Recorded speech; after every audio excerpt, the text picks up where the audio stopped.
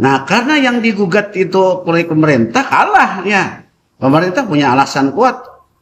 Buat apa menghalangi? Yang kita gugat itu semestinya adalah ini hak kita nih, mau dirampas. Membangun kota memang tidak bisa 1-2 hari, seperti kata Prof. Adin tadi. Butuh jangka panjang, bahkan bisa jadi 2 periode kepemimpinan itu tidak selesai untuk membahas satu persoalan kota yang sudah mengakar, bahkan 70 tahun, Pak Subhan. Jangan memukul, tapi merangkul. Nah, kalau main pukul, orang akan melawan. Tapi kalau merangkul, orang akan bersama. Ini filosofisnya. Dan mohon maaf ya, pemerintah kayaknya ini belum sadar tentang konsep merangkul dan perbedaan merangkul dan perbedaan memukul gitu kan.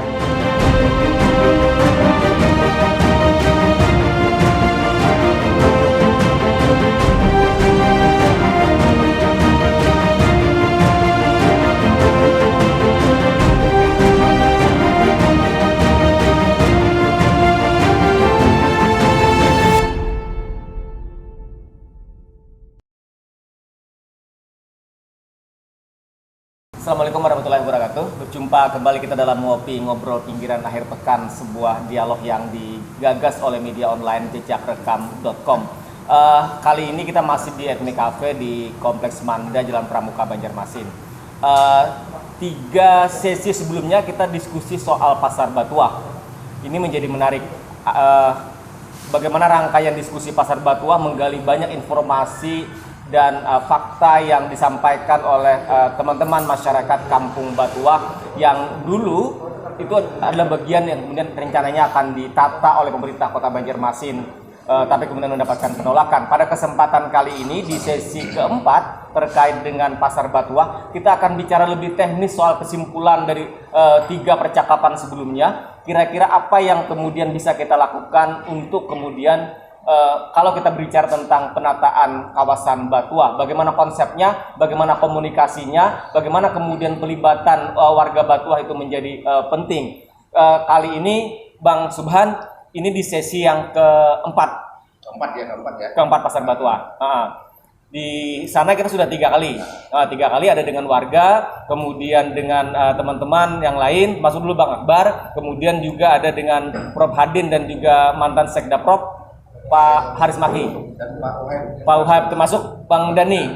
Dan kali ini kita kembali. Jadi kita hari ini sekali lagi seperti yang kita sepakati Bang Subhan, kita bicara tentang kesimpulan dari 3 percakapan itu, 3 diskusi itu. Kira-kira apa yang bisa kita lanjutkan soal Batuah itu? Kalau misalnya soal penatanya seperti apa? Konsepnya bagaimana? Karena kan kemarin sampaikan Bang Akbar kemarin, bahkan siap kemudian untuk membantu di situ. Kemudian soal komunikasinya juga menjadi penting dulu ketika Pak Uhab. Jadi mungkin seperti ini, mungkin kita langsung ini berurutan ya. Jadi kita kan sudah dapat kesimpulan kemarin Pak Akbar ya. Jadi kesimpulan dengan warga situ ada 2 sebenarnya hal penting itu. Prinsipnya warga kan menerima program revitalisasi yang dilakukan oleh pemerintah kota. Nah, yang kedua, warga tetap menginginkan tinggal di sana. Nah, jadi dua hal inilah yang mungkin akan menjadi fokus kita. Kira-kira kalau ditinjau dari berbagai aspek seperti apa? Misalnya kalau dari segi sudut politiknya seperti apa, sudut hukumnya Prof. Hadin nanti seperti apa? Ya, karena soal hukum kan soal status itu masih belum selesai. Kan kalau mereka ini sebenarnya kalau kita melihat secara status hukum itu kan sebenarnya dengan 2 kali sudah kalah tuh sebenarnya tinggal berharap di tingkat kasasi ya Pak Adin ya, Pak Prof ya. Jadi tingkat kasasi. Nah, kalau kita berandai-andai tingkat kasasinya misalnya kalah, nah artinya kan mereka secara ini kan sudah tidak artinya secara hukum sudah tidak ada peluang lagi untuk misalnya menghuni di sana.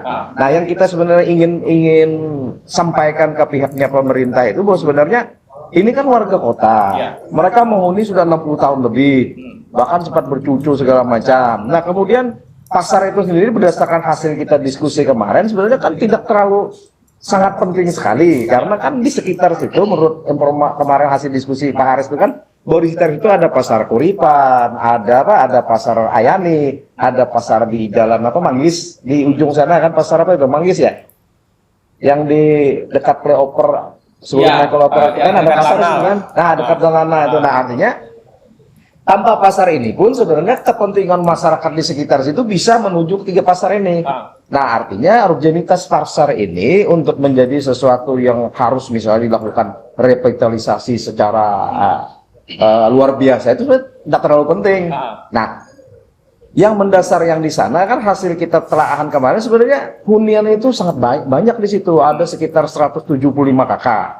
Nah, kemudian yang prihatin ya, menurut informasi warga di sana, banyak hunian di sana tuh Bang Akbar tidak ada toiletnya, mandi itu mereka ke pasar.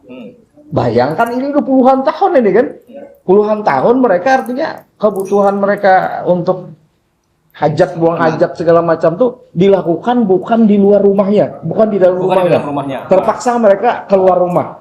Itu. Nah, kemudian ukuran rumah mereka Akbar rata-rata tuh hanya 3x6. Satu bedak tuh 3x6, 3x6, 3x6. Jadi sebenarnya lingkungan itu sebenarnya sudah ya sangat memprihatinkan. Nah, ditambah kan dengan dihuni oleh mereka yang mungkin pendapatan pendapatan mereka kan pendapatannya tidak tetap memungkinkan buruh atau seperti apa usahanya segala macam.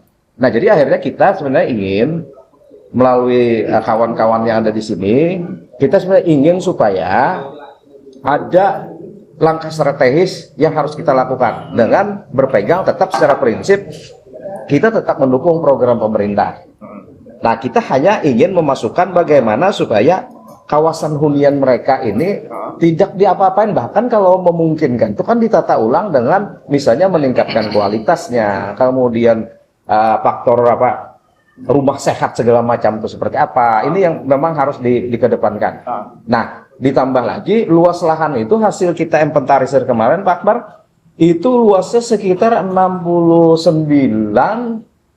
dikali 90-an. Jadi sebenarnya ideal sekali lah, hampir sekitar 7.500 meter persegi. Jadi hampir mencapai 1 hektar. Nah, sebenarnya ini kalau ditangani dengan baik dan misalnya pemerintah itu welcome dengan model penanganan yang misalnya nanti suatu saat kita bersama tim usulkan, sebenarnya masih banyak celah untuk memadukan kedua kepentingan itu tadi. Jadi kepentingan pemerintah tetap jalan, kebutuhan warga ini yang sudah menghuni 60 tahun di sana tetap mendapat tempat.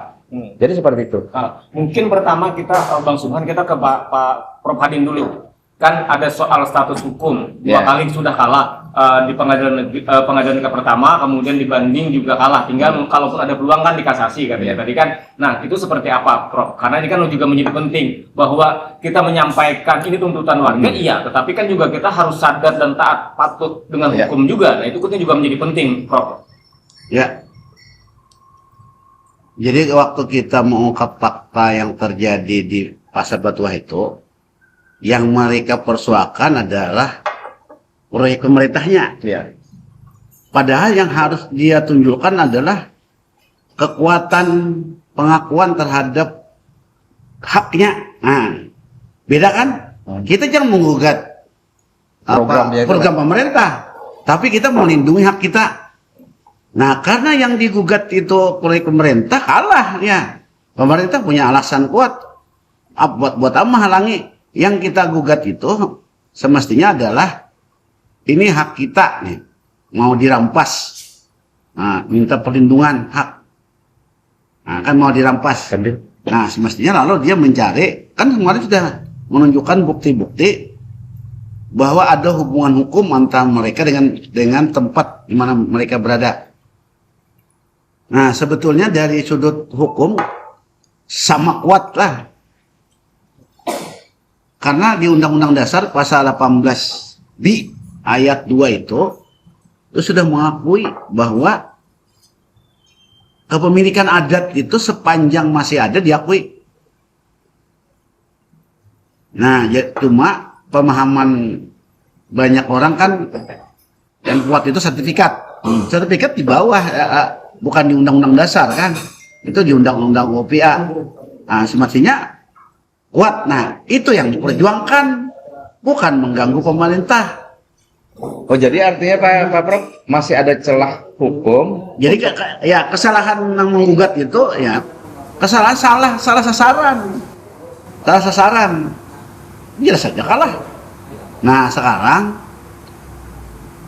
kalau kita mempersoalkan tentangnya kan tumpang tindih nih. Pemerintah punya sertifikat ya, Hak pakai. Hak guna hak pakai sertifikat. Nah, digugat sertifikatnya itu sudah lewat waktu. Padahal kalau misalnya ada konsultasi kemarin lah, kalau ini kan 90 hari aja sejak terbitnya sertifikat. Tapi bisa lebih 90 hari kalau baru tahu. Pihak ketiga kan, ini kan termasuk pihak ketiga. Kan pihak 1-2-nya kan pihak pemberi sertifikat Badan Pertanahan dengan Pemko kan.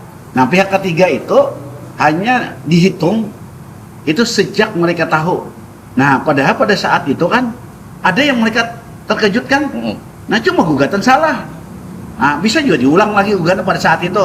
Tapi ketika sejak mereka tahu sampai sekarang kan terlalu jauh sudah, melewati 90 hari. Udah berapa? 6 bulan ya? Mulai 6 bulanan. Desember lalu Juni. mereka. Nah, itu kan pertama lah, nah, kalau kita hendak mempertahankan hak. Yang kedua, karena sudah lewat secara administrasi, kita bisa bergeser pada perbuatan, bukan keputusan. Ini kan keputusan.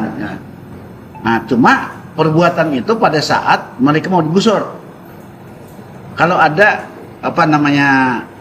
indikasi atau tanda-tanda mau menggusur, misalnya sudah meletakkan alat atau sudah pernah menggusur dilawan kan oleh warga. Nah, itu gugat bisa. Nah, itu perbuatan kan sudah diakui oleh Undang-Undang 30, kemudian diperjelas oleh Perma nomor 2 tahun 2019. Sekarang tuh banyak sudah gugatan-gugatan perbuatan tuh. Ini Pak Prof, ini kan baru ada berita dari Pak Akbar menyampaikan bahwa di salah satu media menyampaikan bahwa pemerintah kota untuk pembangunannya kan tertunda karena dananya sudah dibatalkan kan, ditarik kembali kan yang itu. Nah, tapi di dalam statementnya itu mereka tetap ingin bahkan akan melakukan pengamanan dan pemagaran di lokasi lahan itu. Nah, kalau tindakan pemagaran itu termasuk tindakan perbuatan. Nah, artinya Bang, nah, jadi maksud saya begitu ada tindakan pemagaran itu cepat yang legal-legal kemarin saya lihat kurang tajam kan arahnya, lepas sasaran. Nah, harusnya mereka tuh konsultasi ke sebanyak orang. Jangan menganggap legal itu dia dapat menyelesaikan, jangan. Kita pintar toh, tapi tetap kita harus minta mencari terus. Apalagi kan yang diperjuangkan ini kan masyarakat banyak, kemudian yang dihadapi orang kuat, pemerintah kan orang kuat, maka dia harus banyak berkonsultasi. Tanya saya, siapa saya tanya. Kalau mendengar ini ada yang paham, tanya gitu kan, sampai merasa lengkap. Karena kan hukum itu agak luas aspeknya. Ada yang paham di sini kan, di sini kosong. Karena itu kalau betul-betul yang perjuangkan tuh jangan langsung menganggap kita tuh bisa. Nah, apalagi perkembangan sekarang kan hukum agak dinamis. Prof, izin dulu untuk tahun. Sejauh mana sih, Prof? Sedangkan di undang-undang sudah dijamin nih bahwa pemerintah melakukan pemenuhan hak kewajiban mulai dari pembangunan situasi perumahan yang ideal, pemenuhan hak administrasi dan sebagainya. Nah, terus dari warga kita juga kan punya hak juga nih untuk mendapatkan pelayanan mendasar dan sebagainya. Itu seandainya ditekan di poros itu aja, itu kira-kira ada solusinya. Nah, jadi kan kayak gini lah, misalnya HGB kan, HGB itu asal tanahnya tanah negara, HGB, HGO, sama hak pakai. Itu kan 3 tuh kan. Nah, itu 20 tahun habis dipanjang. Nah, di situ ada hak prioritas. Jadi yang mereka yang ada di sana diprioritaskan. Hak prioritas untuk menggunakan jadi bukan untuk dipertentangkan dihadap-hadapkan ya. Jadi dalam artian ini hak, ini kewajiban. Jadi bukan dalam hal untuk dibenturkan ya. Sebab kalau kita baca undang-undang dasar itu ini tanah Allah Ta'ala itu tanah masyarakat Allah Ta'ala kan turunnya kan negara ke masyarakat. Pemerintah itu kan dipilih mengelola oleh rakyat. Nah, maka dahulukanlah masalah-masalah banyak. Pembangunan untuk siapa? Iya. Itu Untuk masyarakat untuk sebenarnya. mereka juga semestinya kan. Apalagi mereka sudah lama di sana, sudah turun temurun. Nah, itu harus bahan pertimbangan. Nah, jangan terus serakah gitu. Artinya Prof artinya masyarakat ini sebenarnya secara hukum masih punya peluang untuk mempertahankan itu. Nah, itu kata kunci pertama Prof Sidi. Dasarnya pasal 18B ayat 2 Undang-Undang 45. Nah, itu Jadi peluang untuk kemudian melakukan gugatan itu ketika nanti ada rencana tindakan atau tindakan itu berarti. pemagaran tindakan apapun yang akan membatasi akselerasi warga untuk mengundi di kawasan Ya, itu. karena kan Prof menggugat sertifikat udah nggak bisa, udah lewat 90 hari. Nah. Kemudian Yang kemarin kan Alasan baru tahu. SK revitalisasi yang Iya. Nah, itu kan salah itu soalnya kan. nggak bisa. Nah, lalu kita menunggu aja yang perbuatan. Nah, Buatan. Tindakan perbuatan. misalnya kan di bulan Juni tanggal 16 itu mereka dulu akan melakukan eksekusi. Nah, artinya itu bisa saja menjadi alasan untuk melakukan gugatan tindakan. Iya. Mestinya. Tapi itu udah lewat. Udah lewat. Berarti Ini ke depan nih, kan? Tinggal yang ke depan Yang ke berarti ya, depan. Prof, ya? Ya, anak masang pagar. Pagar. itu bisa.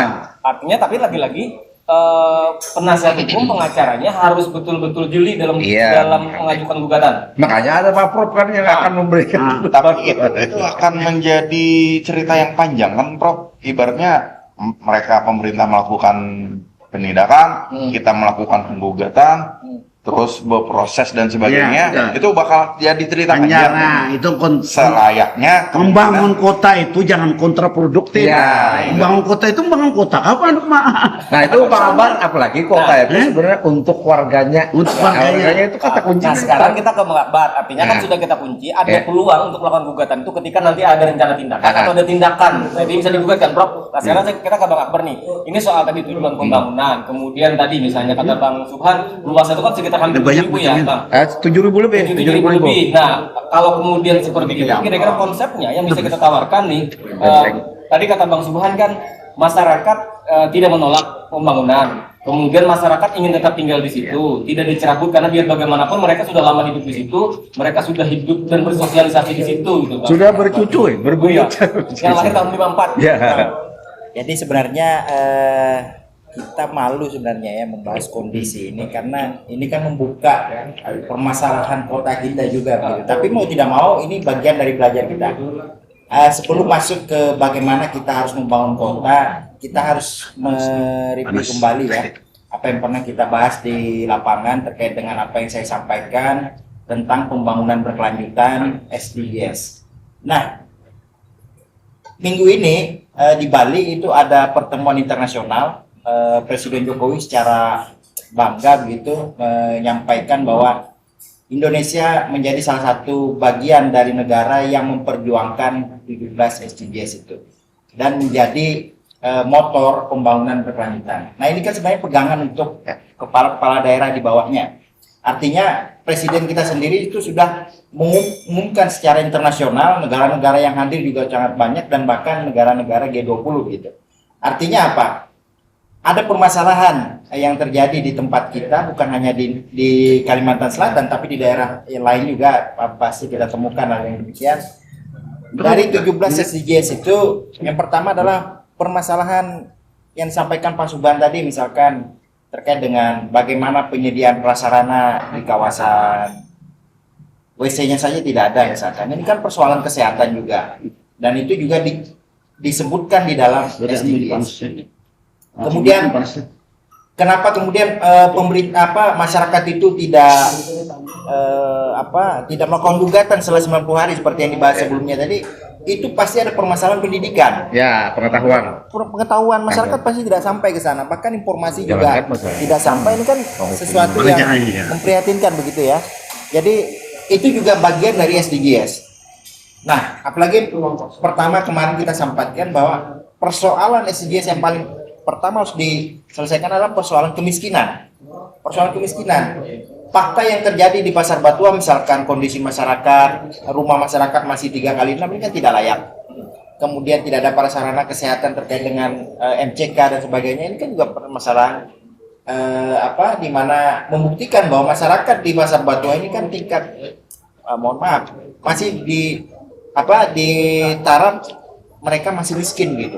Padahal hampir di pusat kota loh itu. Di pusat kota. Jadi ini kan sesuatu yang sangat memprihatinkan ya. Nah, lalu bagaimana ke depannya yang harus kita lakukan? Membangun kota memang tidak bisa 1-2 hari seperti kata Prof. Adin tadi. Butuh jangka panjang, bahkan bisa jadi 2 periode kepemimpinan itu tidak selesai untuk membahas satu persoalan kota yang sudah mengakar bahkan 70 tahun Pak Subhan. Tahun 57 kan? 54 mereka. Nah, berarti sudah sangat ini 60 tahunan lebih.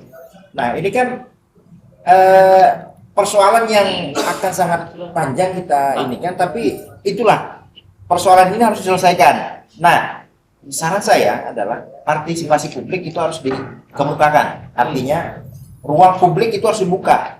Tadi kalau ada usulan untuk memanggar ini kan menutup ruang publik. Nah, ini juga yang terjadi di kota kita ya. Banyak kebijakan-kebijakan pemerintah itu cenderung membatasi keterlibatan publik ini, ya. Nah, bukan hanya di pasar Kuripan, kalau di pasar Batua banyak hal yang kalau kita ungkapkan ada beberapa contoh yang lain juga. Artinya apa? Marilah kita bersama-sama. Apalagi moto kita kan seperti saya sebutkan terus bahwa kayu baimbai. Apa sulitnya kita berkomunikasi dengan ini yang kita masyarakat mulai ini kan sendiri? kayu baimbai nih sebenarnya. Nah, lalu kemudian secara teknis bagaimana? Secara teknis, ya tadi jangan mencerabut kehidupan masyarakat yang sudah berpuluhan tahun di situ, ya. Sertifikat itu tahun 95 ya Pak ya? 95 keluarnya. 95 ya. Artinya ada beberapa puluh tahun yang sempat hilang juga. Kalau kita dan berkaca puluhan tahun itu Pak Akbar nggak ada satupun yang masyarakat di sana tahu kan? Nggak tahu. Bahwa sudah ada sertifikat itu. Padahal masyarakat itu tinggal di situ kan, harusnya dia memiliki hak untuk mengetahuinya. Nah, kalau saya menyimak pertemuan yang pertama bersama Prof. Hadin kemarin itu kan soal misalkan Pulau Sipadan dan Ligitan. Iya. Itu kan masuk wilayah Indonesia kan ya? Artinya ketika Indonesia tidak perhatian terhadap pulau itu, lalu kemudian berpindah tangan ke Malaysia.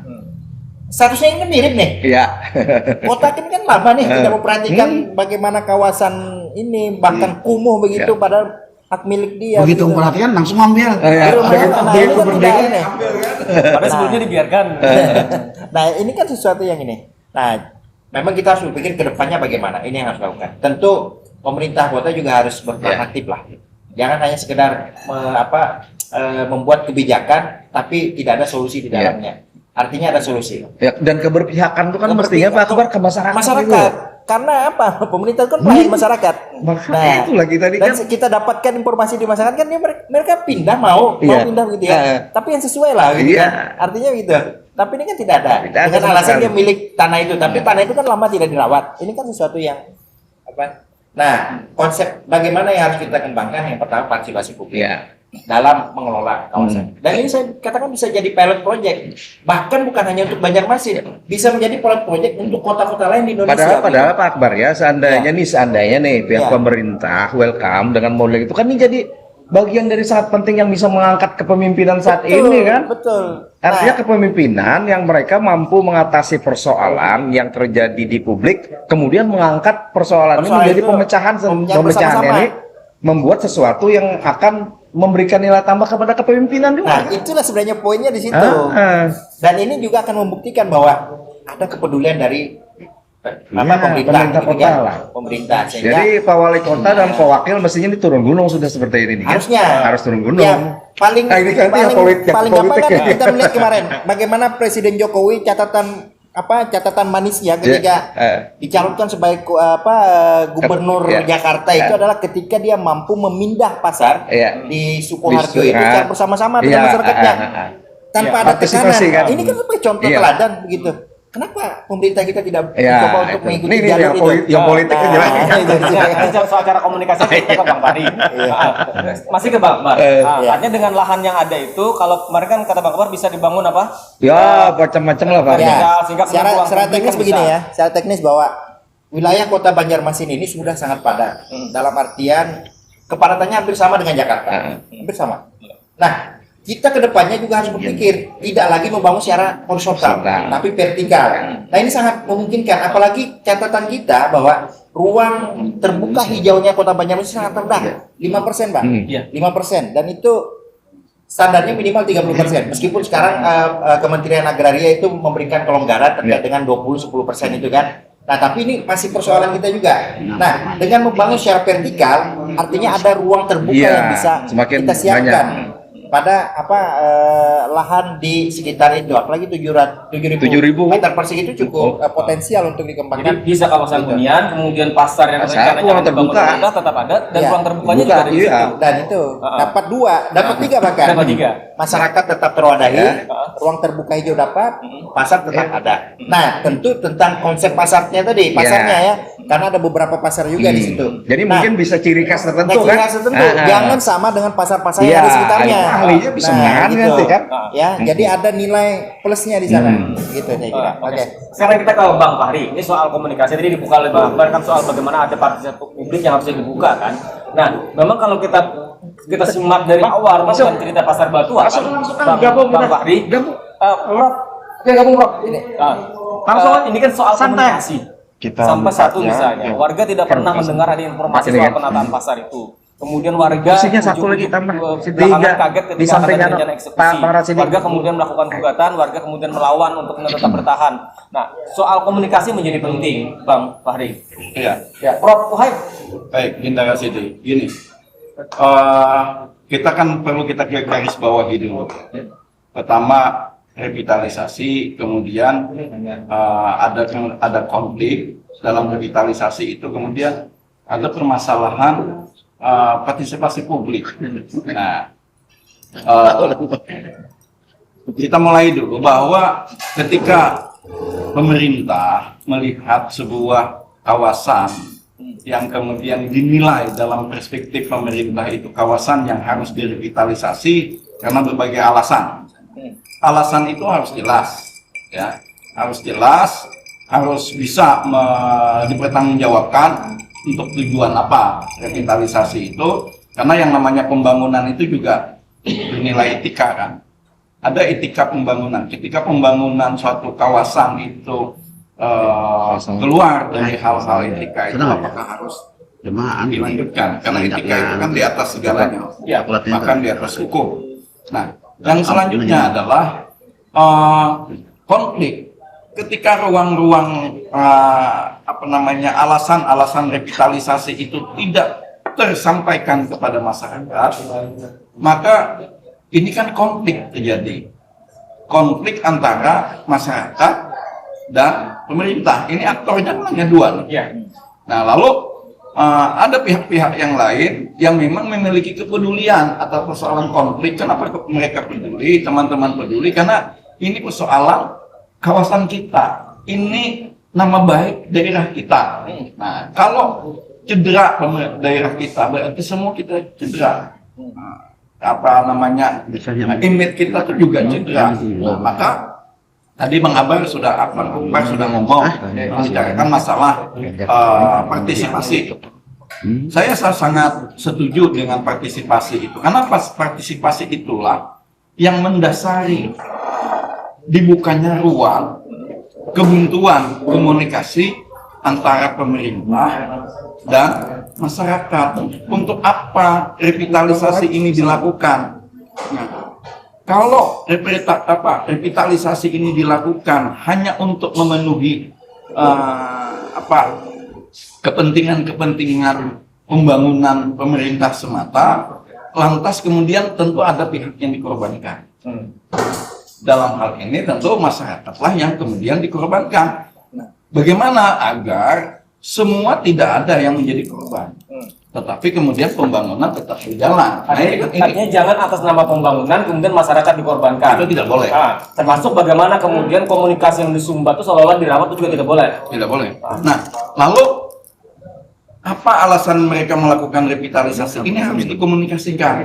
Ketika masyarakat dikomunikasikan dengan bahasa masyarakat tentunya ya, bukan bahasa-bahasa pemerintah, dengan bahasa-bahasa regulasi yang tentu tidak dimengerti oleh masyarakat. masyarakat kita ini, nah tadi Bang Akbar juga mengatakan bahwa tingkat pendidikan, kemudian ekonomi mereka bagaimana, jangankan mereka berpikir pendidikan, Pak. Berpikir perut aja masih susah, belum tuntas, ini belum selesai. Berarti ada agenda persoalan pensejahteraan, itu seharusnya yang dilakukan pemerintah. Ketika persoalan pensejahteraan ini tuntas, siapa yang mau orang tinggal di situ? Mau nggak orang tinggal di kawasan Gomo ketika dia sudah ekonominya bagus? Nggak akan ada. Artinya membangun pasar atas nama membangun penataan pasar, kemudian memindah orang yang tadi mereka hidup secara ekonomi masih susah, pendidikannya susah, bahkan tadi tempat tinggalnya sangat tidak layak, tidak sehat, itu tidak menyelesaikan masalah artinya. Nah, itu tidak menyelesaikan masalah. Nah, hal yang tadi yang partisipasi itu kan mensyaratkan adanya komunikasi. Kalau ruang komunikasi itu mengalami kebuntuan tadi, maka yakin partisipasi publik itu tidak akan pernah muncul, tidak akan pernah hadir, dan pemerintah tidak akan pernah mendapatkan dukungan dari siapapun. Kenapa? Karena keterbukaan tidak ada. Apa tujuan melakukan revitalisasi itu? Ketika pembangunan itu juga bukan hanya mendapatkan dukungan masyarakat sekitar kawasan revitalisasi, tetapi dia harus mendapatkan dukungan publik secara luas, seluas-luasnya. Artinya, legitimasi pembangunan itu membutuhkan legitimasi politik secara oleh masyarakat, bukan hanya politik di tingkat DPRD gitu kan, tetapi dukungan politik masyarakat. Jadi masyarakat benar-benar paham yang kenapa harus direvitalisasi. Nah, kalau tujuannya misalnya untuk mempercantik kawasan, itu dijelaskan. Lalu dikemanakan mereka? Lihatlah, saya juga salut ya dengan teman-teman di Jakarta ketika melakukan sebuah revitalisasi tanpa harus mengorbankan hak-hak asasi, hak-hak hidup, hak-hak layakan orang untuk mendapatkan hak-hak mereka. Luar biasa di sana. Justru ketika dilakukan revitalisasi, orang dengan sadar, saya ikut berpartisipasi. Setelah revitalisasi dilaksanakan, mereka kembali misalnya. Misalnya ketika itu menjadi kawasan hunian layak huni, nah apa ya persyaratan apa yang harus mereka penuhi? Hal-hal semacam ini saya pikir sangat bijaksana sekali pemerintah kota untuk mengkomunikasikan kepada publik. Jadi jangan kekerasan. jadi gini, ada istilahnya itu, jangan memukul, tapi merangkul. Nah, kalau main pukul, orang akan melawan. Tapi kalau merangkul, orang akan bersama. Ini filosofisnya, dan mohon maaf ya, pemerintah kayaknya ini belum sadar tentang konsep merangkul dan perbedaan merangkul dan perbedaan memukul gitu kan. Nah, untuk sebuah hajat kepentingan tertentu gitu kan. Nah, ini yang seharusnya dilakukan. Mohon maaf, semoga dialog hari ini benar-benar didengar oleh kelompok-kelompok kepentingan yang ingin melakukan revitalisasi. Jangan main pukul, tapi merangkul gitu kan. Jelaskan, komunikasinya dibangun. Jangan dibangun kebuntuan, karena dibangun kebuntuan ini akan memunculkan konstelasi konflik yang dasar. Karena tersumbat akhirnya bisa. Apakah kita mau daerah kita menjadi kontestasi konflik di sini, kemudian sampai menimbulkan korban jiwa, katakanlah begitu. Ya dengan alasan hukum apapun itu, kemanusiaan itu kan lebih diprioritaskan. Saya pikir gitu. Tapi kan nalar kita agak sulit, Bang Subhan. Tadi kan sebenarnya kalau pemerintah yang membangun citra positif, maka inilah saatnya kemudian pemerintah itu menyampaikan gagasannya seperti apa, Ya, datang ke masyarakat, kan seperti itu. Kita tunggu pemerintah melakukan hal-hal itu, hal-hal baik itu. Karena kata Bang Akbar misalnya, keberhasilan seorang Jokowi di Solo itu kan bisa kemudian sampai ke Jakarta misalnya, itu kan harusnya menjadi model bagaimana melakukan pembangunan, bagaimana melakukan komunikasi, pendekatan kepada masyarakat. Banyak kok.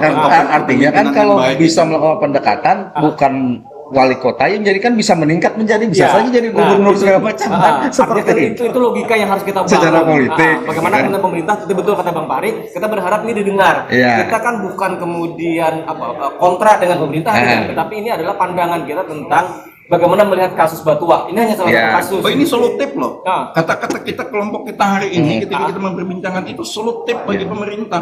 Kita tidak bertentangan. Tidak ada saya melihat pertentangan. Ya apalagi kan sebenarnya secara Mohon prinsip jangan dimaknai pemerintah itu jangan inilah, jangan fobia lah. Ya, dengan itu kita, penting, gitu itu kan. penting. Ah. sebenarnya kan seperti ini ini kan sebenarnya masyarakat di saya berdasarkan kita udah beberapa kali ketemu, mereka sebenarnya Menunggu, kan, ya. sangat menerima apa yang diinginkan pemerintah. Cuma bagi mereka sederhana, jangan kami diserabut dari tempat kami yang sudah 60-an tahun berada di situ. Itu kan manusiawi. Dan pemimpin yang baik, pemerintah yang baik pastilah akan melihat faktor-faktor kepentingan publik tadi, bagaimana hak hidup mereka, hak kemanusiaan mereka segala macam. Ini kan harusnya menjadi faktor yang diutamakan oleh pemerintah kota. Bahkan ini harusnya mengalahkan kepentingan-kepentingan yang lain, termasuk kalau memang memaksakan untuk menata pasar itu tadi. Jadi itu yang akan kita tunggu bagaimana sikap arif dan bijaksananya pemerintah ketika melihat pasar Batuah. Kita ke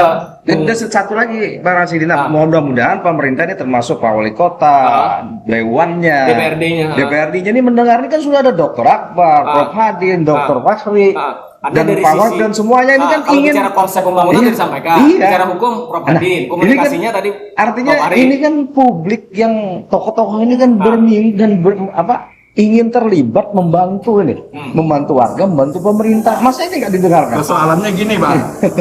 Mau tidak berkonsultasi secara terbuka. Nah, artinya selama ini mohon maaf ya. Kalau pemerintah maksudnya jalan sendiri. untuk langsung harusnya DPR aktif. Ya, itulah. Jangan DPR tidak berperan. Itu masalahnya. Iya, sebagai wakil loh. Iya. Sebagai wakil itu menyerap dan mendengar gitu kan. Ini DPR hilang. Menjembatani. Di dalam pusaran sengketanya DPR hilang. lempar badan dari masalah ini. Wah, ini sekarang kan ini menarik ini nih, Bro. kan- Realitas baru, Perhatikan realitas. tuh, nih.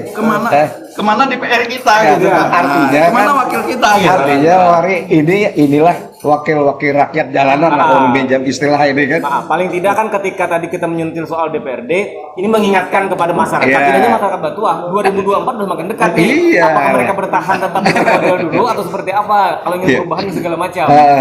Kita ke Bung Dani. Nah, Ini generasi muda nih. iya, karena Dani kan kemarin juga ikut ke pasar Batuah. Nah, Jadi gini Bang Rasidi, ada 4 hal yang kita sampaikan ya. Yang pertama, kita cukup mempertanyakan urgensi pasar itu dari kajiannya dari apa.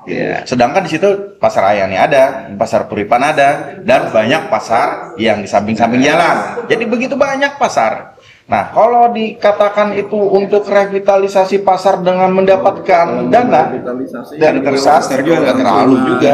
Karena yang kita dengar dana dari pusat itu sejumlah 3M sekian, itu juga ada dana pendampingnya gitu loh.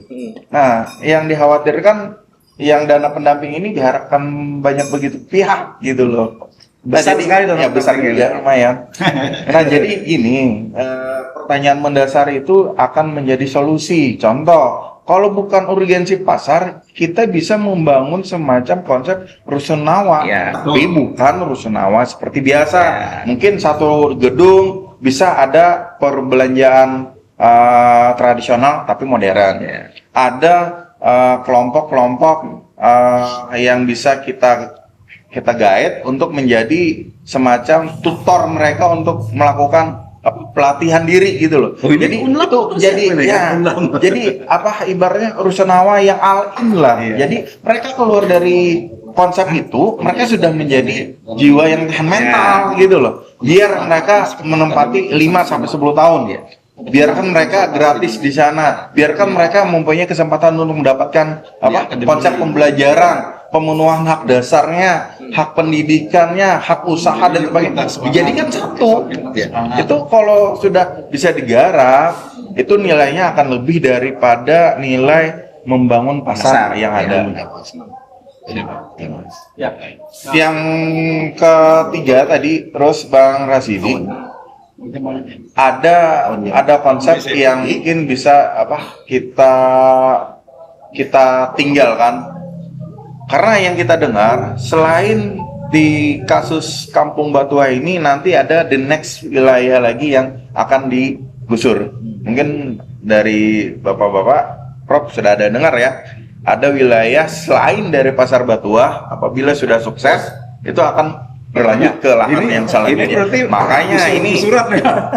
Makanya ini akan menjadi pertaruhan bagi semua pihak bahwa apabila ini konsep ini menjadi ibarat kasarnya sukses di salah satu pihak, nah itu akan dijadikan pilot project lainnya. Nah, terakhir Bang Rasidi yang cukup penting yang seperti yang tadi kita tanyakan dengan Prof, hak unsur pemenuhan masyarakat dalam mendapatkan hunian yang layak, perolehan layanan administrasi yang bagus, kesehatan dan sebagainya, itu kalau dibenturkan lagi dengan kepentingan, oh ini lahan milik negara dan sebagainya, itu seharusnya yang mana sih yang harus didahulukan? Itu salah satu hasil dari kita berdiskusi juga dengan masyarakat. Siap. Teman-teman masyarakat Batuah. Aku pikir kayaknya nah, seimbarakan siapa yang mampu merevitalisasi pasar tanpa mengorbankan Tanpa menggusur. orang. Ibaratnya simpelnya sayembara solusi ya. Sayembara Prof, ya. solusi. Jadi Jangan mengotot dipaksa-paksa Iya, gitu, iya. jangan. Ini kan membangun tanpa korban. Tidak ada ilmu pembangunan kota itu yang menimbulkan korban, tidak ada. Ini ilmu mana yang dipakainya? Saya sudah banyak kan baca-baca buku tuh membangun kota. Jadi dengan sayembara itu kita ingin mempertandingkan ide nih Siapa yang mampu? yang paling mampu. Harusnya. Jadi Tadi kan soal sayembara, dua nih, saya lihat tadi. sayembara, Pak Rasidi lah. Jadi sayembara itu memang salah satu cara, betul kata Prof Hadin. Nah, ini bahkan bisa terbuka secara nasional bahkan internasional. Iya. Jadi banyak di negara-negara yang lain juga banyak yang konsep yang demikian yang digunakan. Karena pemikiran dari luar itu kadang-kadang menjadi solutif terhadap di satu tempat gitu ya. Nah, ini jadi salah satu solusi. Nah, terkait dengan tadi ada 7.000 lahan misalkan, ada 7.000 lahan, 7.000 meter persegi. 7.000 meter persegi. Lebih 7, Iya. hampir Ini 8.000 kan lah. milik sah secara sertifikat miliknya Hak pakai Pemko ya. itu Pak. Nah, kenapa sih kita tidak coba rencanakan di dalamnya masuk ada permukiman warga yang secara vertikal, tentu lahannya sedikit saja nih. Iya, dikit Pak. Ada ruang terbuka. Nah, ini kan tinggal mekanismenya nanti bagaimana nih menghitungnya Iya. agar masyarakat tetap di situ. Pemerintah kota juga tidak rugi Ya. karena kepemilikan tanah yang Ya. dimiliki. Ini kan ada win-win solusi sebenarnya. Apakah ada ganti secara bersama dengan warga yang hidup tinggal vertikal kan lebih murah ya? Iya. Nah, ini Dan kan bisa konsep-konsep diisi orang dari luar juga kan? orang akhirnya. luar. Kalau misalkan masyarakat di situ tidak mampu misalkan Iya. menembus, nanti yang membayar kan orang luar Iya. yang mau tinggal di situ. Dan tentu dengan desain yang Iya. tidak biasa-biasa begitu kan. Nah, di sana juga ada tetap ada pasar, ruang terbukanya dimaksimalkan, pemukiman warga ada, dan secara vertikal. Hanya kalau konsep itu Lahannya. bisa dilakukan, maka kemudian kan ini bisa menjadi prestasinya pemerintah kota. Iya lah. Bisa menjadi model Iya, dalam nah, menata itu. kawasan lain. Dan itu sangat mudah kalau ada keinginan untuk sana. Iya, bisa-bisa jadi Role model. presiden IKN itu kan. Jadi lahan yang digunakan cuma sedikit. Jadi dari 7.000 meter persegi itu yang punyanya pemerintah kota tadi, ya dihibahkanlah kepada masyarakat yang sudah puluhan tahun tinggal di situ misalkan ya. Anggap penghargaan atas Nah, merawat kawasan itu kan. merawat kawasan itu. Satu Bang Rasidi yang mungkin harus kita pikirkan sama-sama.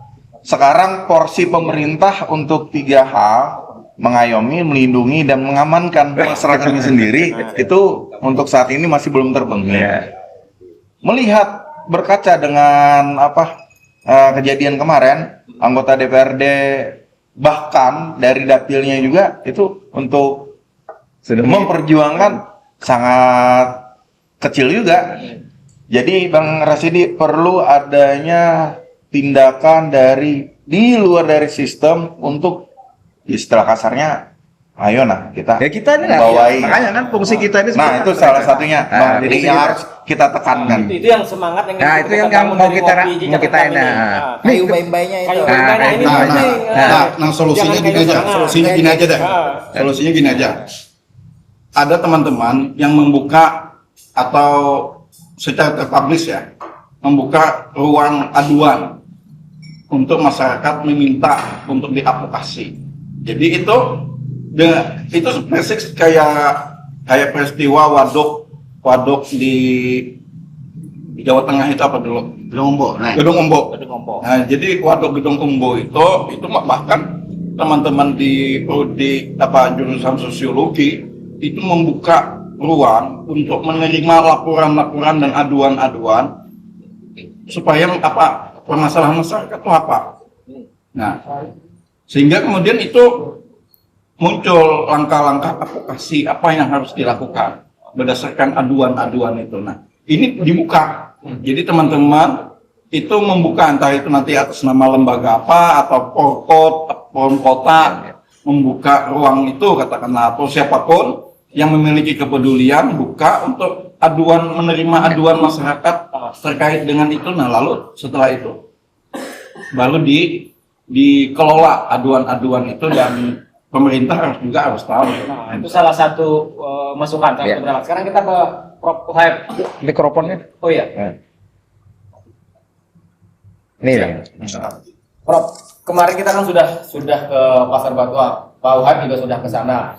Sekarang kita tiba di sesi keempat untuk kemudian merumuskan kesimpulan. Prof. Hadin dalam perspektif hukum, Pak Akbar dari sisi teknis, kemudian bagaimana caranya dari soal pilihan rumah susun, kemudian Bang Fahri soal komunikasinya. Prof. Uhaib. Terima kasih. Assalamualaikum warahmatullahi wabarakatuh. Waalaikumsalam. Saya agak batuk nih, kesehatan agak terganggu. Baru sampai dari Jakarta. Dari Buruko aja, kalau Buruko sehat. Kalau orang tuh mau Buruko, Salah satu negara yang dihadirkan adalah how to deliver public goods and public service. Jadi negara itu hadir, tugasnya adalah mendelivery public goods, barang-barang publik, dan memberikan pelayanan kepada publik. Itu esensi negara hadir ya. Public goods bisa berupa pasar, pendidikan, sarana ekonomi, infrastruktur. Itu namanya public goods. Dan memberikan pelayanan kepada publik, bukan negara dilayani, tapi public service, public policy. Dalam sebuah kajian kebijakan, negara itu berfungsi memberikan pelayanan kepada publik. Itu tugas negara. Jadi negara ini dihadirkan bukan tugas untuk menggusur. Jadi ada istilah pada tahun 80-an, pembangunan tanpa penggusuran. Kita bisa lihat tulisan-tulisannya Eko Budiarjo. Arief Budiman mengenai negara-negara Amerika Latin. Itu ada jelas pembangunan tanpa penggusuran. Iya. Tahun 2013 saya pertama kali ke Australia, tepatnya di sebuah negara bagian namanya Flinders, South Australia. Saya menemukan sebuah pasar di tengah kota. Pasar ini sangat tradisional. Di depan tertulis pasar itu namanya Central Market. Dan berada di kota Flinders. Di sana sini ada bangunan, dan saya tidak terlalu melihat mall. Lebih banyak mall di Banjarmasin.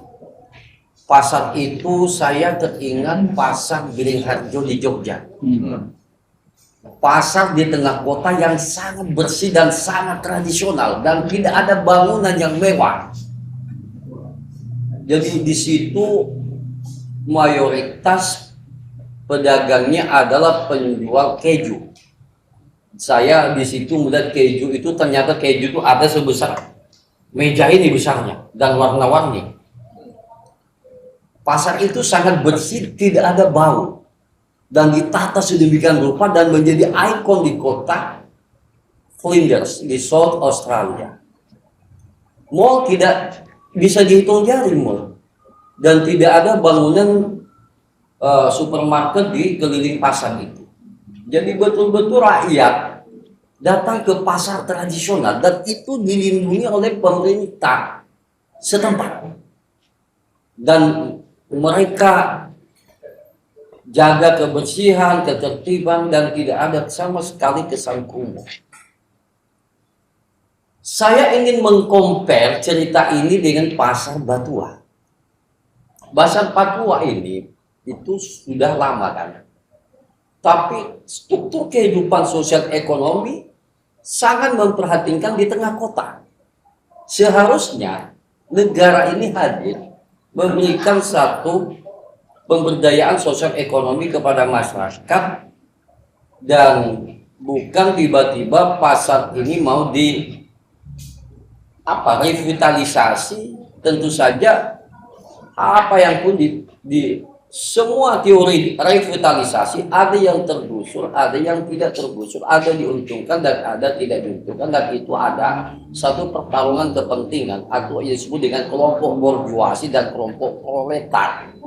Nah, kelompok proletar, saya ingin menggunakan terminologi Marxian di sini. Ada penguasa ekonomi, ada penguasa yang mengendalikan sistem-sistem kapital di pasar itu nanti, Bang Hadir.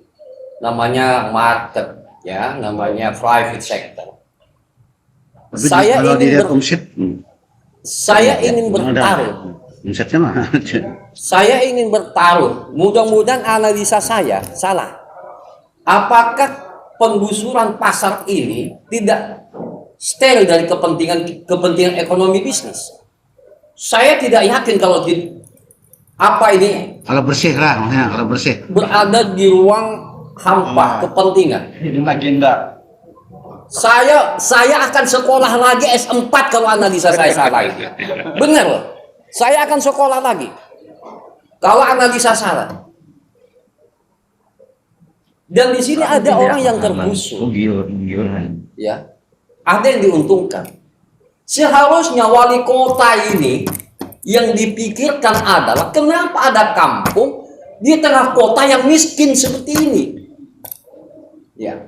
Di Amerika kampung ini disebut ghetto community, masyarakat pinggiran namanya. Ini kan lucu. Seandainya di luar Banjarmasin itu ada kampung kumuh masuk akal. Ini 60 sekian tahun, Pak.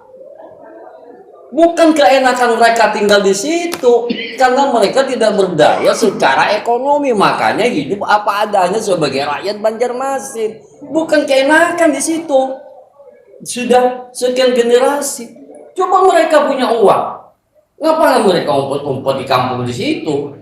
Mereka bisa nyewa beli rumah yang tipe 34, 36 kali perumahan kan? Ini karena tidak berjaya secara sosial dan ekonomi. Seharusnya negara ini yang disebut dengan state, kalau bicara level kota Banjar, yaitu wali kota. Kalau level nasional itu Presiden Jokowi. Harus care dengan situasi ini. Mestinya buka mata lah anggota dewan itu. Jangan hanya saat-saat kampanye DPD itu mencari suara di kampung itu. Ini kan ada 2 RT nih. Ada 300 kakak, ada 600 pemilih. Jadi jangan rakyat ini hanya kepentingan agregasi kepentingan partai politik. Ini yang itu kan Bang. Apa itu sebentar, Pak. Itu kan puluhan tahun mereka itu kan bahkan mungkin mulai berdiri itu tidak punya kamar mandi WC itu loh, sebagian di situ. Tidak punya toilet. MCK-nya nggak ada di rumah itu. Jadi mereka ini seperti suku Kurdi di kampung halaman. Ya, merana di kampung halaman sendiri. Inilah yang di dalam teori politik disebut statelessness feeling. Tidak merasa memiliki negara, ini ada teorinya. Jadi tidak semua orang di Republik ini jumlahnya 272 juta. Orang merasa memiliki Indonesia. Ada sekian puluh juta. Orang yang tidak merasa memiliki negara karena negara tidak hadir. Inilah orang-orang yang disebut statelessness feeling, perasaan tidak memiliki negara. Artinya kan problem kemiskinan di Pasar Batua itu harusnya diselesaikan oleh pemerintah kota hari ini. Sehingga orang dari mulai tahun 54, sebelum 54 sampai dengan sekarang menetap itu kan karena keterpaksaan dengan segala kemiskinannya. Maka kan itu yang harusnya kemudian ada program dari pemerintah untuk masuk, bagaimana mereka keluar perlahan dari kemiskinan kan. 2 minggu yang lalu Saya tugaskan mahasiswa saya ada 200 mahasiswa lebih. Ada mata kuliah teori politik, Administratif UTS. Tidak ada UTS. UTS kamu datang ke Kampung Batua, Gang Manggis, Jalan Petang, kamu buat tulisan laporan, judulnya State Market and Civil Society, titik 2, oligarki bekerja di Kampung Batua. Dan ini banyak sekali di tulisan ini. Nah, tugas mahasiswa menggantikan tugas UTS.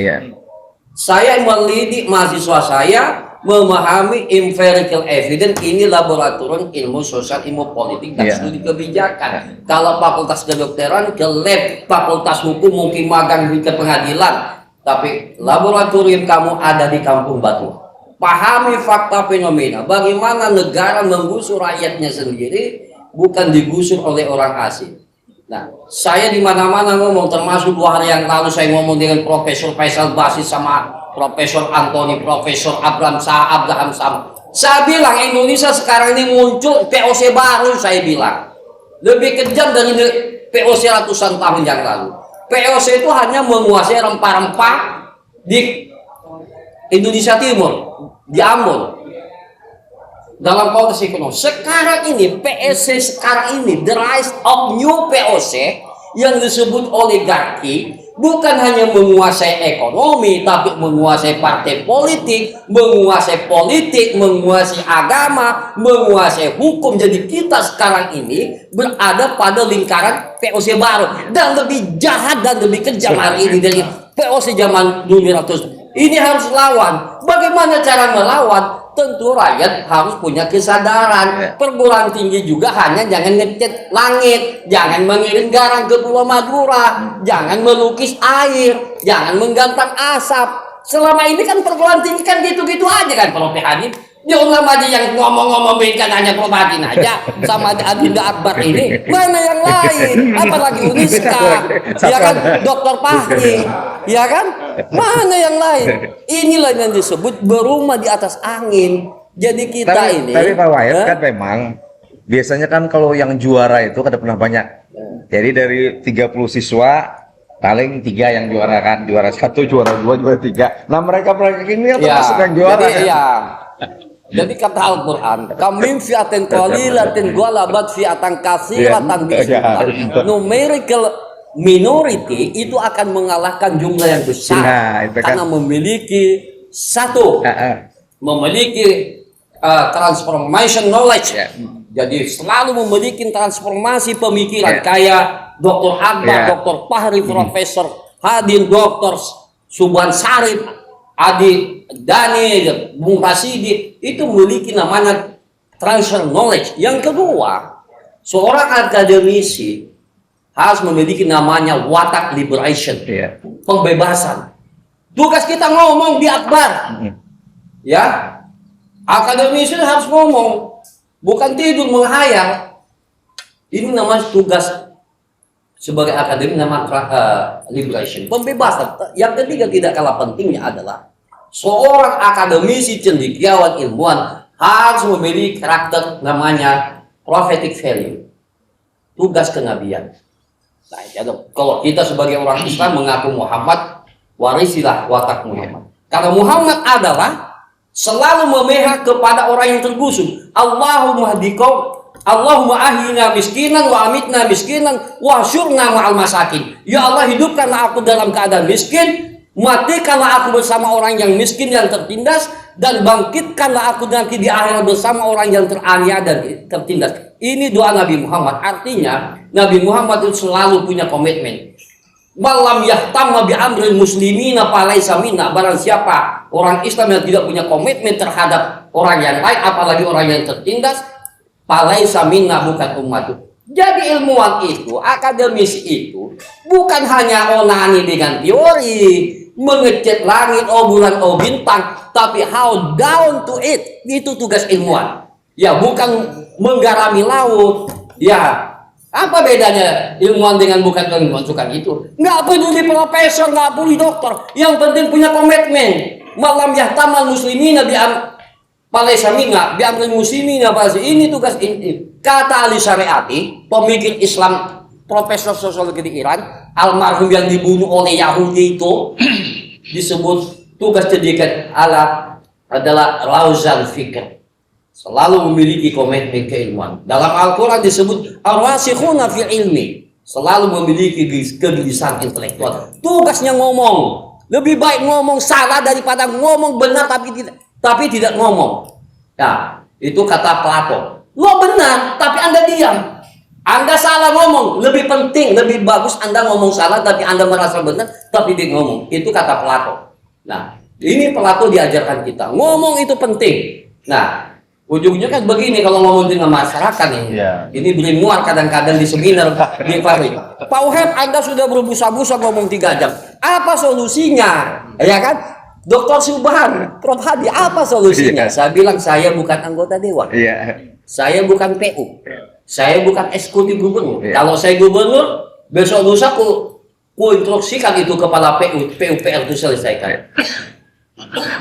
Kita hari ini bukan membuat jembatan basit.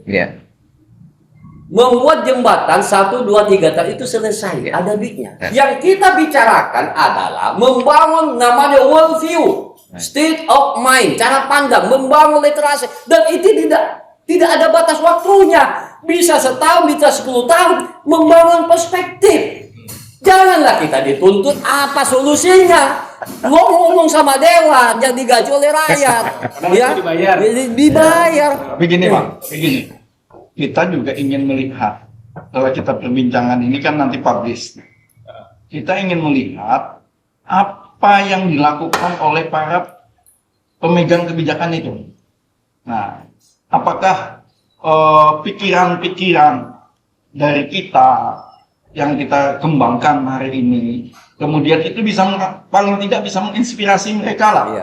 Melakukan tindakan-tindakan yang baik dan benar. Kalau kemarin belum ada ide, belum ada gagasan, hari ini sudah kita tawarkan. Jadi mungkin seperti ini, mungkin kan kita bisa lebih, ya walaupun tadi bahwa solusi itu artinya kita ada di tangan dewan segala macam. Nah, mari kita bersepakat bahwa langkah kita berikutnya mendorong dewan dan pemerintah bahwa ini harus diatasi secara aspek-aspek kemanusiaan. Dan kita nih Pak Akbar dan kawan-kawan kan punya konsep sudah nih sebenarnya.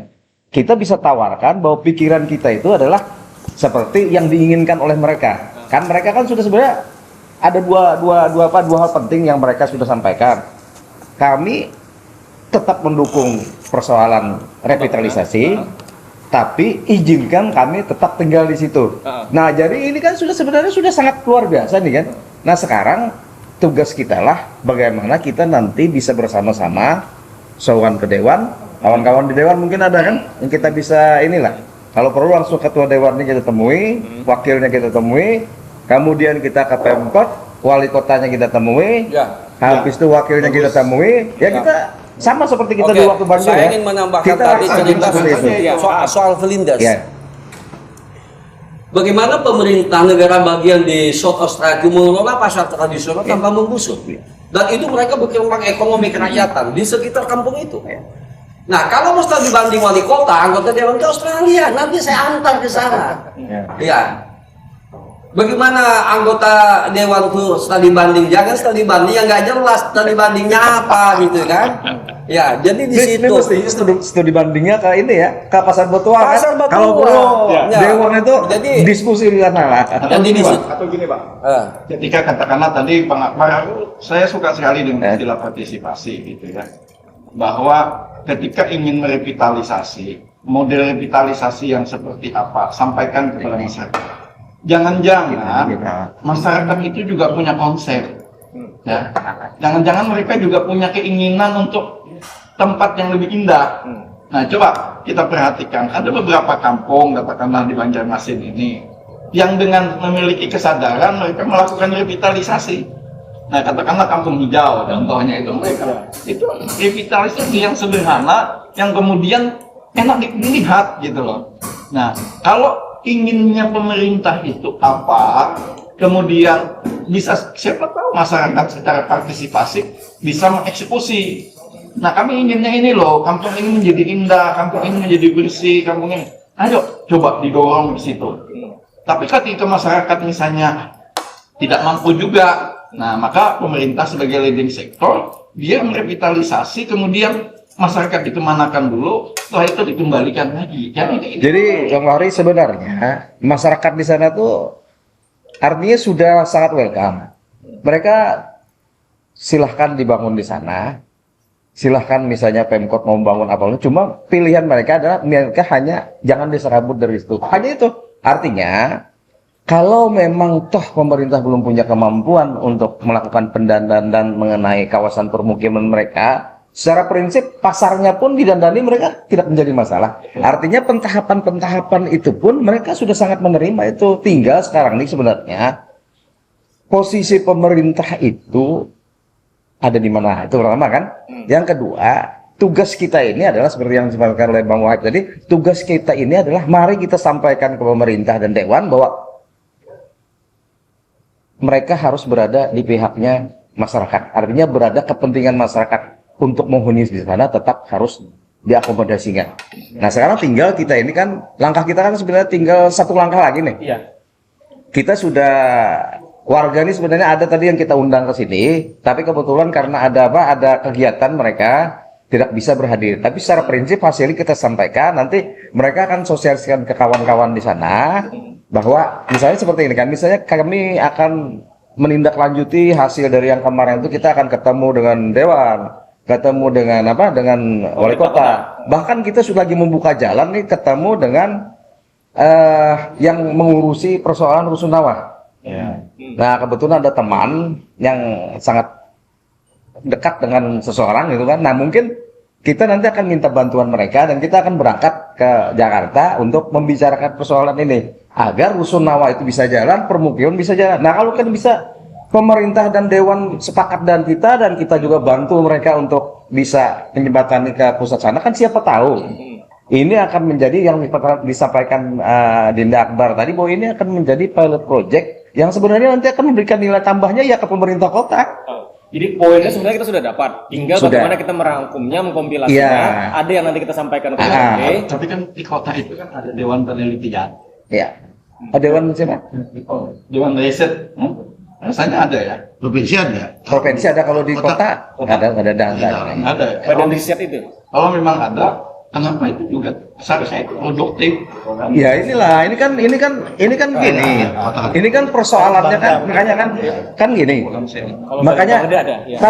Makanya kan yang kita harus sebenarnya cermati. Tadi kan Bang Wahid menyampaikan ada sesuatu gitu kan. Kepentingan. Suatu kepentingan. Sebenarnya kan kalau kita cermati, ini kan persoalan lahan ini kan punya nilai luar biasa sebenarnya, dengan luas, tempatnya strategis.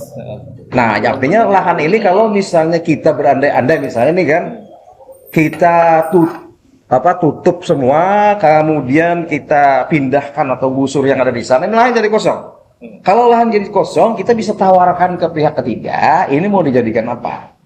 Nah, itu bagian-bagian yang mungkin saja kan itu menjadi sesuatu yang akan dijalankan ke depan. Dari mengorbankan dengan warga yang ada di sana. Tapi kita kan tidak mengabaikan persoalan itu, kepentingan itu. Tapi bagi kita adalah bagaimana kepentingan yang dari segi ekonomi bisnis tetap jalan, cuma kepentingan masyarakat juga tetap terjaga. Dan dua-duanya kita berkeyakinan sebenarnya. Dengan Pak Akbar, dengan kita semua ini, kita yakin bahwa sebenarnya konseptual untuk menjadikan itu sangat produktif, kita mampu untuk melakukan pengkajian mengenai itu tadi. Ya Pak Akbar ya? Ya, jadi Pak Subhan mungkin ini. Jadi bahkan kalau kita miliki konsep yang kuat, kita bukan hanya menata pasar batuannya, tapi kampung batuannya, Pak. Seperti itu. Di samping pasar batuan ada juga permukiman. Iya, permukiman itu lebih 11-12 gitu kan. Artinya begini, ketika pasar batuan kemudian menjadi miliknya pemerintah, warga yang di sini kan bisa berpindah ke Iya. sana. Tapi kita vertikal Iya, sistemnya. itu. Banyak solusi. Banyak lah, makanya kan sekarang ini kan kita tinggal nih, sekarang ini kan tugas kita nih membuka pintunya dewan, membuka pintunya Pemkot, terutama wali kota dan wakilnya yang dipilih oleh rakyat untuk bisa menerima keberpihakan kepada rakyat, dan kepada warganya. Dan tidak kalah pentingnya, ketika revitalisasi di jalan, masyarakat dapat apa? Iya. Itu yang paling penting. Iya. Kata kuncinya di situ. Ya, jadi Kemudian juga persoalannya bukan berhenti soal pasar. Iya.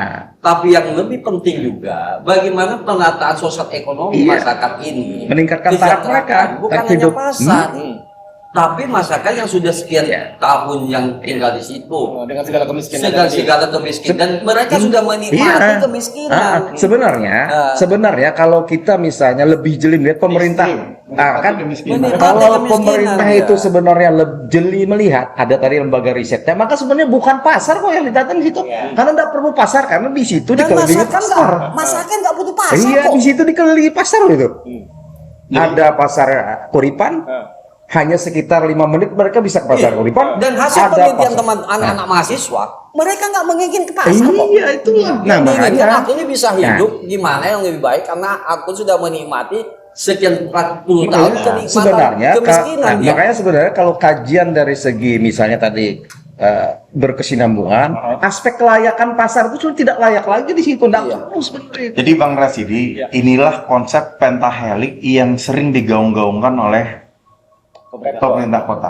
Nah, jadi bukan sekedar pemerintah kota aja yang mengambil akademisi deh, tapi inilah keterlibatan pentahelik yang sesungguhnya. Jadi harapan kita ini akan menjadi solutif. Ya. Nah, kita harus mengincar di solusinya. Nah, terus juga ini juga akan menjadi sebagai pengisi di ruang kehampaan. Kehampaan apa? Yang seperti yang dikatakan oleh Prof. Wahid tadi, kehampaan untuk menjadi penyeimbang. Selama ini pemerintah kota ini begitu nyaman, tidak ada yang mengkonter, tidak ada yang menjadi penyeimbang, tidak ada yang menjadi penasehat. Di luar konteks ini termasuk pembuatan film 6,6 miliar. Yang saya kritik itu habis-habisan miliar. Nah mungkin Ada nggak menteri mungkin itu? ini kan ini ada itu menarik apa nih. aja, Bang? Kebetulan kan di sini hadir nih kan kita undang Pemret Jejak Rekam. Nah kita pengen misalnya Jejak Rekam ini kita minta bantuan Pemret Jejak Rekam agar bisa mengundang secara resmi melalui media terhadap siapa pemerintah kota, wali kota dan wakilnya, dan juga terhadap dewan. Artinya kita semua ini siap untuk berdiskusi dengan mereka, memberikan masukan dan mencarikan solusi yang terbaik bagi kepentingan Ketika kita juga jangan menunggu gitu ya. Iya. Kalau kita menunggu kapan bisa itu saya yakin tidak akan bisa. Ya. Nah, kita langsung ke audiensi saja. Nah itu lebih bagus kan? Komunitas ngopi pinggiran. Boleh orang. Iya, boleh. Ada tindak action. Action yang jelas. Ayo kita berdialog secara terbuka dengan mereka. Kita kalau kita yang aktif datangin gitu. Iya, Coba ya, yang hadir sini ini bukan kegampangan nih. Iya. Dr. Sobat Sarif, Profesor hadir, Dokter Tahir, Dokter ini Akbar, lulusan Jepang, dokter. Jadi apa? Ini sangat kompleks juga. Tapi satu Prof yang agak miris di sini. Apa itu? Di sini kalangan tua yang mendominasi. jadi ini harus ada tanggung jawab moral dari bapak-bapak sekalian juga bahwa inilah contoh yang terbaik dalam mengatasi permasalahan di Kota Banjarmasin. Iya. Itu tanggung jawab moral dari dokter, prof dan sebagainya. Regenerasi harus jalan sembari kita menyelesaikan permasalahan yang ada. Dinda Dini sendiri Satu aja. Nah, setidaknya kita mulai dari sini. Masih pemuda. Oke, artinya kan ada banyak poin, Bang Subhan, Prof Hadin, Bang Fahri, Bang Akbar. Ini sudah multidisiplin nih. Nah, jadi sebelum Sebelum kita closing. tadi, jadi terkait pasar tadi karena memang kan banyak pasar yang di sekitarnya. Nah, mungkin supaya tata pasar Batuannya tuh kada hilang juga kan, itu tetap aja pasar, tapi pasarnya khusus. Ada ciri khas lah. Banjarmasin ini sangat tidak tersedia pasar pusat oleh-oleh tidak. Ya, bisa seperti itu. Jadi banyak lah kalau ahlinya brandingnya aja. ahlinya bisa kami cek. Makanya sebenarnya Bang Rasidi, ini kan ngumpul ahli-ahli semua deh. Pengalaman ya sudahlah, kita gak perlu lakukan lah pengalaman ini yang ada di sini. Jadi ini bentuk Ini kontribusi. mungkin pasar Batuannya apa brandingnya? Kalau di center market yang ada di Flinders itu khusus pedagang keju. Nah, pasar Batuan ini apa sih? Untuk iwak apa? Jadi ada kalau mencari iwak Batuah. Wah, atau mencari sembako. Jadi spesial dia. Nah, seperti second market. Atau barang Iya. second misalnya kan? Second. Itu. Jadi ada yang membedakan dengan pasar yang Iya. lain, kuripan, Mm-mm. dengan yang lainnya. Di Atau bisa Pak Abdar, pusat barter kan? Jadi bukan dalam bentuk duit, berupa Iya. tukaran barang. Nah, bisa. pusat barter. Jadi menarik kan? Nah, Kalau itu jadi wisata. Nah, makanya ini, makanya kan Nah, itulah sebenarnya yang kita kehadiran, harapkan. kehadiran, Kita kehadiran ditata kita dengan ini, bagus ya. Saya benar ya, saya 9 hari di sana itu. Ini nih pasar itu apa ini Iya. saya bilang. Sangat indah sekali, tidak ada bau, tidak ada sampah. Jadi petugas itu memang standby Iya. di sini. Yang lucunya lagi, Prof. Haim, Iya. di sini kita membahas revitalisasi pasar. Iya. Sedangkan di satu kesempatan dulu kita ada ngomong, Pak, mohon izin, itu banyak yang berjualan di sepanjang jalan. Terus itu kayak gimana bahasa kita ya? Bagaimana Bu Bonpian mengaturnya? Mohon maaf, itu bukan ranah dari Dinas Perdagangan dan apa? Loh, itu kan pasar, Pak. Itu nggak bisa. Nah, jadi konsep revitalisasi yang sesungguhnya seharusnya itulah yang ditata. Iya. Bukan, itu bukan ranah kita, tapi Nah, makanya sekarang Ya, gitu.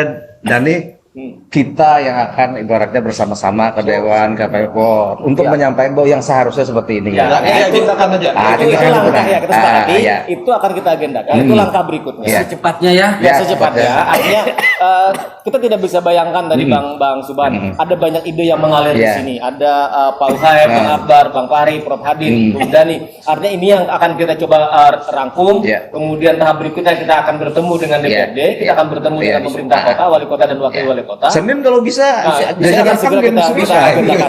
Itu Apa tadi? Apa namanya tadi? Komunitas apa tadi? Komunitas kopi. ngopi pinggiran. Oke. Saya pikir itu kita akan ketemu lagi di ngopi berikutnya dengan tema yang lain, tentu dengan hal-hal yang juga menarik soal bagaimana sekali lagi ngopi ini kan kita dedikasikan dalam rangka kontribusi kita untuk Banjarmasin, untuk Kalimantan Selatan, bahwa ini yang bisa kita lakukan. Jika kita berharap sekali lagi menjadi jejak digital yang dibangun oleh jejak rekam. Baik, terima kasih tuntas sudah kebersamaan kita dalam ngopi kali ini bicara tentang Pasar Batuah, Kampung Batuah di sesi yang keempat. Terima kasih dan assalamualaikum warahmatullahi wabarakatuh. Waalaikumsalam.